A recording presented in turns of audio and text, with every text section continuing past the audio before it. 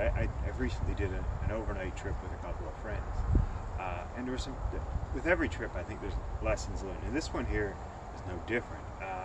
Great trip, very enjoyable, great company. I attempted to use something that I used last year. I had a red sled, and if you go back to our videos, and I'll try and find some clips from it and just post into this video so you can see it, but I had a red sled that I used for carrying some gear in. Just a rather cheap thing. I think I picked it up for $10, $15 at Canadian Tire. And it's right here. It's one of these, I don't know if there's a brand name on it or not. I keep thinking there is, but it may be on the piece that's broke off. Yeah. Herpro? Anyways, doesn't really matter. These are fairly common. You can pick them up, like I said, 10, 15 bucks. And it worked. It worked for a couple of trips, actually. But on the very first trip, I did take a crack. With it sitting really low, every time it would come down a rather steep thing, especially if there's a rise, so a big divot, the front end would dig in and it would buckle. Of course, it cracked. So last weekend when we took it out, I had attempted to re-weld this plastic together, and I did an okay job, I guess.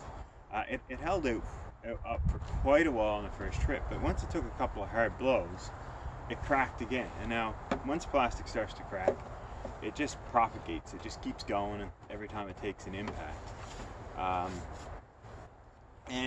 We didn't get very far, and the whole front end actually cracked right off, making it basically useless. In fact, it got to the point where I couldn't safely keep towing it. So if you happen to have been in the area of Johnson Falls the same time we were, you would have seen this thing actually propped up against the tree. And after we got fully set up, I actually walked out, retrieved this, carried it all the way back, and we did take it out of the woods. We don't believe in leaving things in the woods.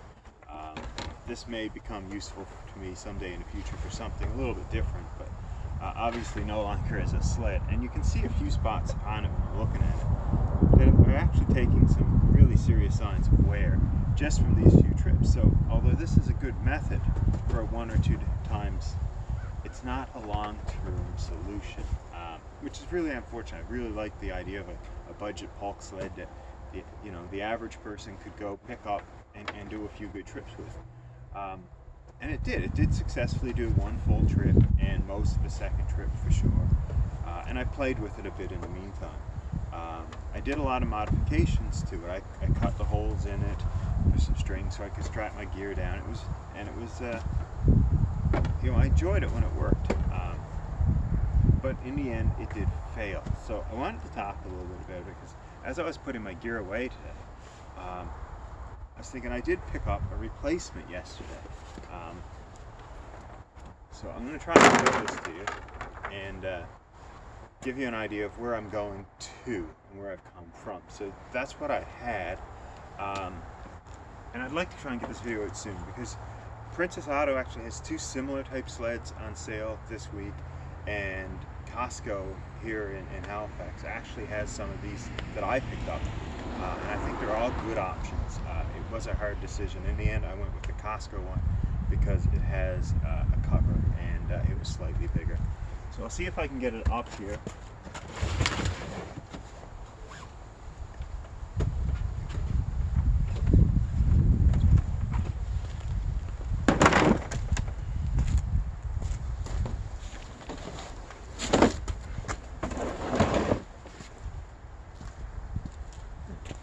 So, here it is. It is a Pelican Trek 52, I believe. This one here happens to come with this nice cover. I like this. There is modifications that'll have to happen to it for sure, for my use. But it is actually set up almost as I would for a trip. It has a sleeping bag system loaded in it. It has a tent. It has some extra tarps for ground sheets. It has a wool blanket. It has everything but the consumable gear. So no food or water in this setup right now. Mainly because I'm not going in the next few days, and I just didn't want to have that in it. First aid kit, saw, axe, it's all here. So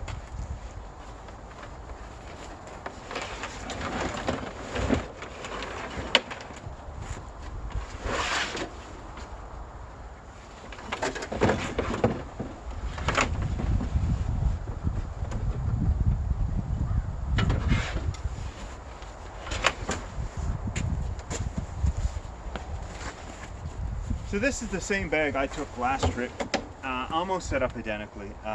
It was strapped to that other one.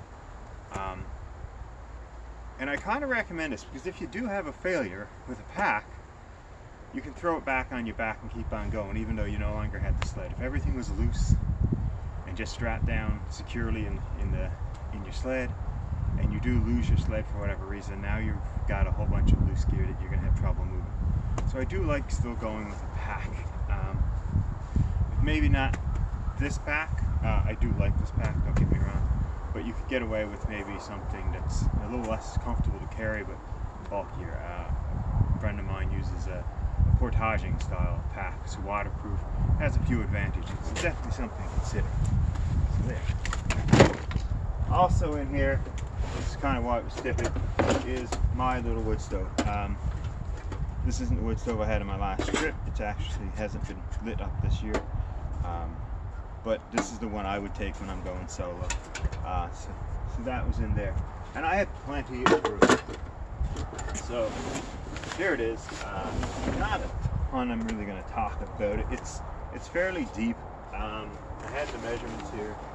Yeah, they are here. It's 52 inches long, 25 inches wide, and 11 7/4 tall. So almost a foot tall. I've tried like that black box that I have a lot of my recovery gear in. I took that out, I laid it in there, it fits in nice. I even had a bigger one I got from Costco in here, also fits in nice. So this is basically the option I'm going to be going for in the future. And like I said, I am planning on modifying it, and maybe there'll be a follow-up video on that, or maybe there won't. Depends on if I can get everything done in time and reasonable. But the things I would like to do is put some stiffer poles from that to me, so that when I'm going downhill, it's not coming back and hitting me. So I want something that has the ability to not only pull, but actually give a little bit of a push, where the rope won't give me that. Because that can be a problem when you're trying to go up and down hills. Up hills are a lot easier, it's just following you. But going downhill, it tends to come at you.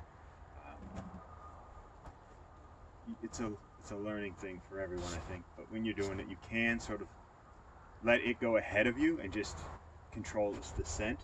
That can be tricky too. I'm going to try probably with some ABS. I was thinking PEX, but I don't think PEX has the resistance. So it's something I'm going to play with. I am looking forward to it. Again, not a super long video, just sort of an explanation of where we're to and what we're at. I hope you enjoy this. I hope you found something out of this. If you have any questions, concerns, or any ideas that I should look at with this, I'm hoping that this is going to be a good piece of kit. I'm really kind of excited about it. It has built-in runners underneath. Should protect the slide. It's definitely thicker and more rigid than the other one.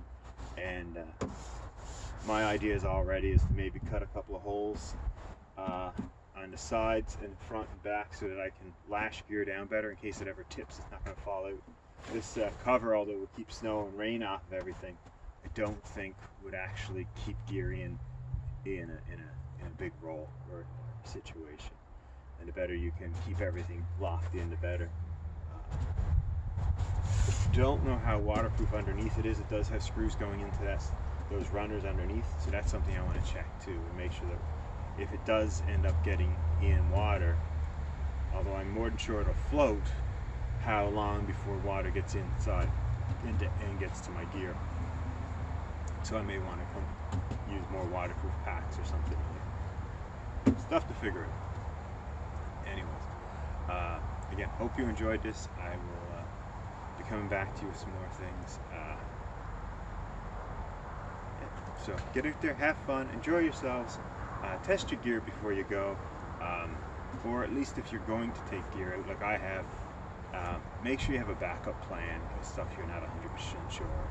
Oftentimes we'll take a few extra things just to give me that safety.